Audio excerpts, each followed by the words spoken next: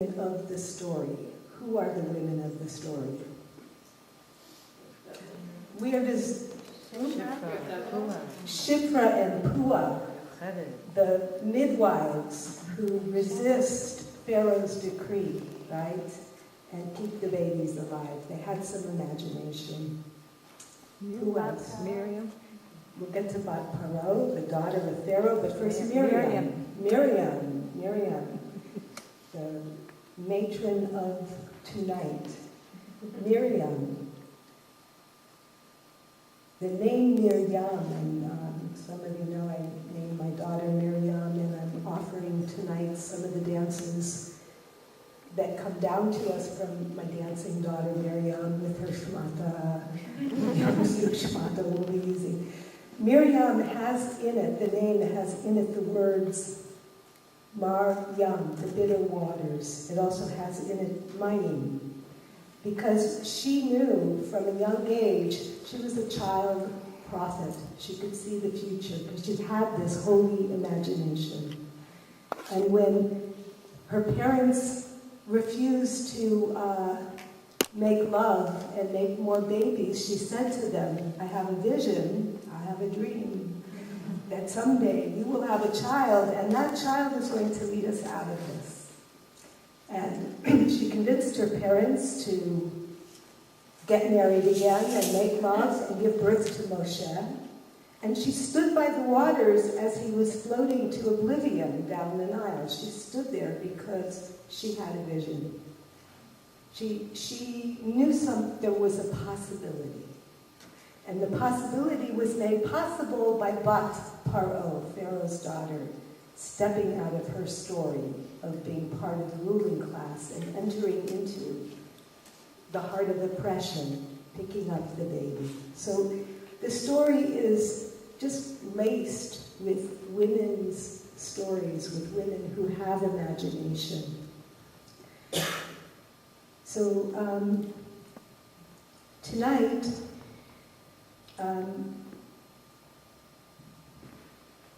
want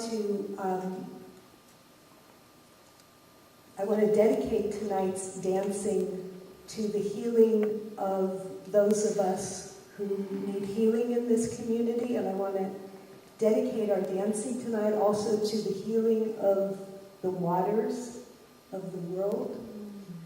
Miriam was the mistress of the waters. She commanded the waters. The waters rose up from the depth to, the legend is that after the crossing of the sea, vast desert, dry desert, a little well made an appearance. And this little well came to be known in the desert as Be'er Miriam, the well of Miriam. And it was a traveling well. When the Israelites went that way, the well traveled with them. So, a little traveling well, like a little Pac-Man. And wherever they went, Miriam knew how to call up the waters from home, from the depths. So, what does this all mean? What is water? Emotion.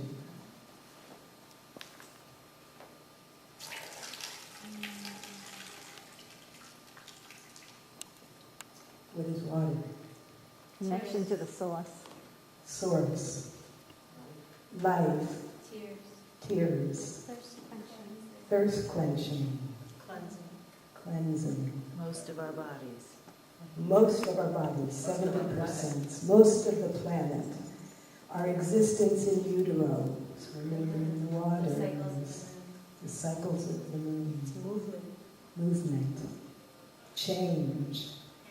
Dissolving form. Rhythm. River. Power. Shape-shifting. Creation and destruction. Yes, we've seen the waters of the world create and destroy. Yes. reflection. Where do you see yourself? In the water, the first mirror. That's why the rabbis say that the prophets, even when they left the land of Israel, the land of prophecy, and they went into exile, if they needed to talk to God, where did they go? Down to the river. Because the water would transmit spirit, transmit energy. So Miriam was hanging out by the Nile. That's where she became a prophet. So I want to invite you tonight throughout the night to go and touch the waters, to connect with whatever needs dissolving, whatever needs more life.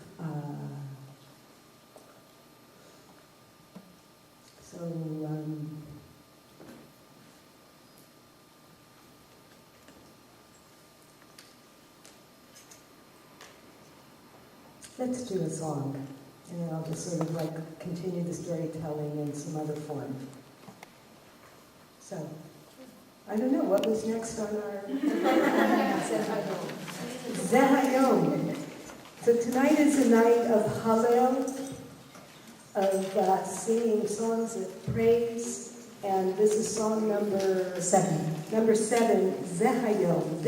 I'm sorry, she might be different than yours. Okay. This is the day that Hashem has made.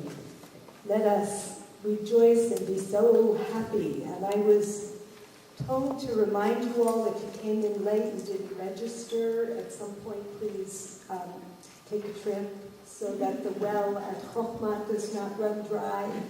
Make your generous contributions. And there is also there a sign-up sheet if you end up enjoying tonight and you want to be part of more women's programming, a la like a monthly Rosh Chodesh, put your name and number, email. Yes. If we sing Zehayam, little Zehayam. world play, Nice. it would not be this is the day that God created, but the this is sea that God the sea, created. Let us yeah. rejoice in it. Amazing. I like it.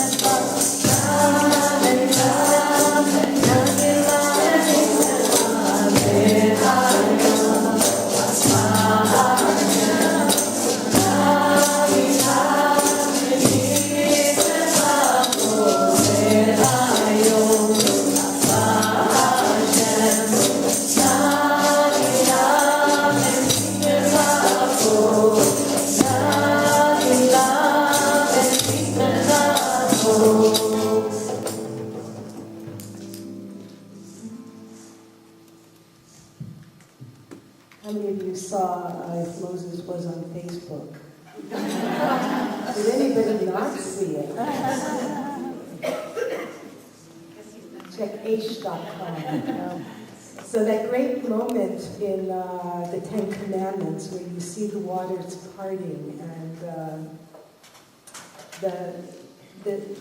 the sea becomes dry land. For the mystics, this was like the highest vision that is possible for a human in a body to attain.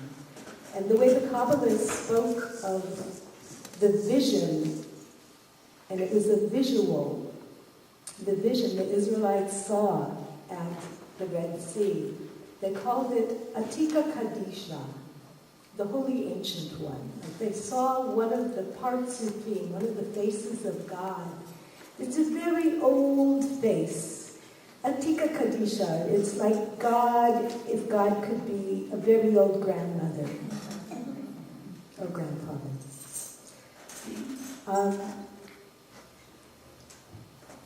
The vision of Atika Kadisha, if you can see, I have the pillows arranged in Kabbalistic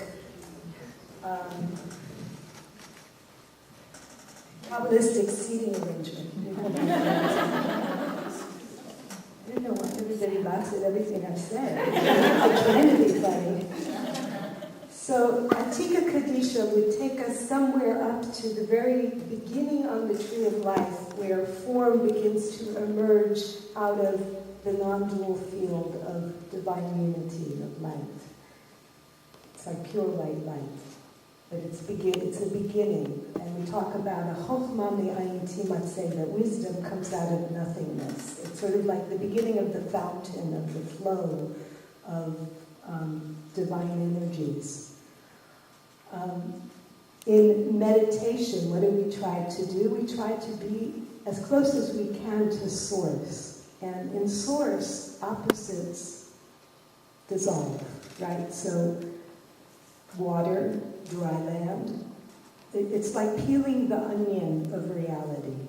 The splitting of the sea. It wasn't just Yam-Suf that split. The phantasmagoric legends say that all the waters of the world parted.